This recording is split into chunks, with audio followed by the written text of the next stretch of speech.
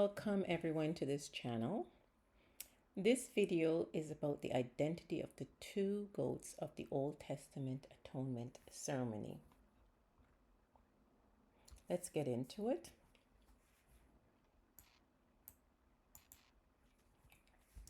Block 1. What does atonement mean? The answer has two parts. First, the sacrificial offering of man's sin. Second, is the taking away of man's sin to place it on someone else to bear the penalty for man. These two actions are required to reconcile man back to God, God the Father. Block 2. The sacrifice was required to be presented before God the Father to atone for man's disobedience.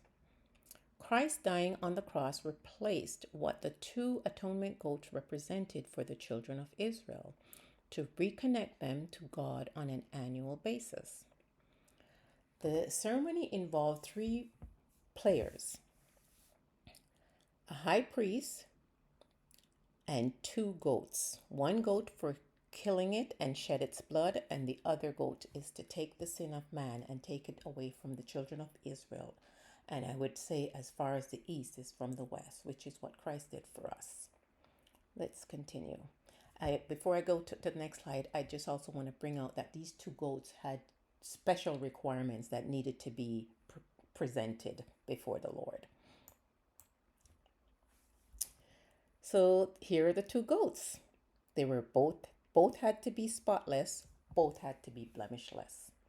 I have to also pause here just to say that if the understanding was one goat, which is named the Azazel goat, was to be Satan, and the other goat for the Lord was the Christ, why would both goats need to be spotless and blemishless? Just want to bring that to your attention.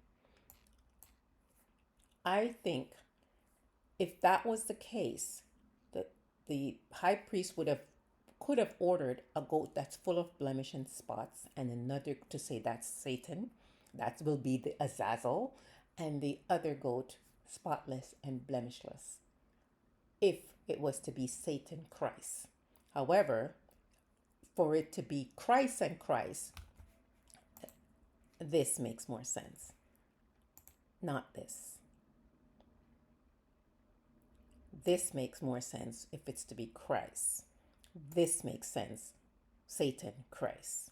Let me continue. Block 3. The Bible accused Adam for man's sin, not Satan. We find that in Romans 5:12. I'll get back to that later. The Bible tells us that we have our own desires that allows us to sin outside of Satan's influence. Jude 1:9 said, "Yet Michael the archangel did not accuse Satan, but said, the Lord rebuked thee." I do find it interesting that we as humans, we tend to want to accuse Satan for everything bad that we do and not take any ownership for our own desires and our own disobedience to God outside of Satan's influence. Let me continue. Block 4. The heavenly domain and the earth's domain. Satan was removed from dwelling in heaven for his rebellion there. Satan issues between him and God. There is no one to rescue or redeem Satan. What Adam did on earth is between Adam, Christ, and God the Father. Adam cannot save himself. Therefore, Christ had to rescue Adam through the reconciliation process to bridge the gap that Adam created between himself and the Father because of Adam's disobedience. 1 Timothy 2 tells us, and Adam was not deceived. I'm going to repeat that. And Adam was not deceived, but the woman being deceived was in transgression. She was deceived. However, when she ate, her eyes wasn't open. Adam ate, their eyes were open. So it's telling us it's the actions of Adam that we have to look at, not Satan on earth. Satan, God will deal with him in God's time. They have their thing going. We don't need to be involved in that. We need to be involved in what we do. Why does the Bible say Adam was not deceived, but the woman was? The reason is Adam's action was from his own desires. If Adam did not eat, there would be no reason for a rescue plan. Why? The sin nature is passed down from Adam, not the woman.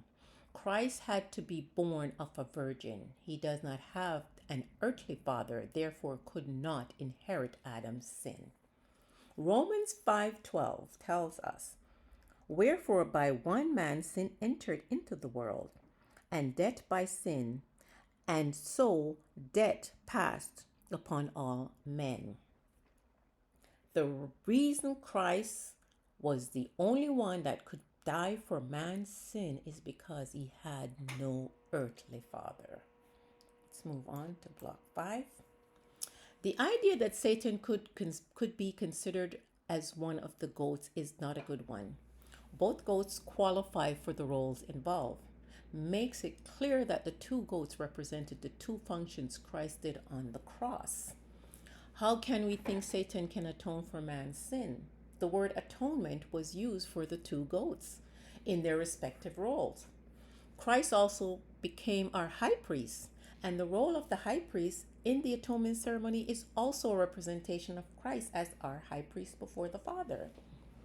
When was there ever a time in the history of man on earth Satan was equal to the Lord that it would require the casting of lots to see the difference between the two goats, to say one is Satan and one is God, Christ? Absolutely not. The difference was just which one of these two perfect, spotless lambs, which one is going to shed its blood, which one we're going to put the sins of man on for them to take the penalty for that sin and send it off into the wilderness. Taking the sins of the children of Israel into the wilderness as far as the east is from the west. Doesn't that echo what Christ did for us, taking our sins upon himself and taking it away from us as far as the east is from the west? That's what I get from that. We should now understand why the Christ Satan goat is an incorrect understanding. The priest could have asked for a spotty goat full of blemish and to represent Satan. Spotless and blemishless cannot represent Satan. Assigning one of the goats to Satan is saying Satan could and can atone for the sin of man. Absolutely not. Let's move on to block 6. The wilderness is not always seen as a terrible place in the scriptures. Leviticus 16:10 states that the Azazel shall be presented before the Lord to make an atonement with him. In this verse, the understanding is the Lord is referring to God the Father. Again, Satan cannot atone for Adam's reconciliation back to the Father. Only Christ can. These persons had a wilderness experience as well. Moses, Joseph, Elijah, Paul, and the Christ all traveled through times in which God allowed them to experience the difficulties, temptations, and lessons learned in the wilderness. There is no value added to the atonement ceremony to have Satan included. When we do that, that's an error. Final slide. I want to just reiterate, Eve's eyes were not open when she ate. Adam ate, their eyes were open. This is telling us that all fell on Adam, not Eve, not Satan. We tend to think Satan is omnipresent, but he is not. He cannot be influencing everybody at the same time. He's not an omnipresence. And there's a teaching that the bounding of Satan going into the abyss pre-millennium is representation of the Azazel goat going off into the wilderness. That is not so, because Satan does come back. That goat does not. That's as plain as day.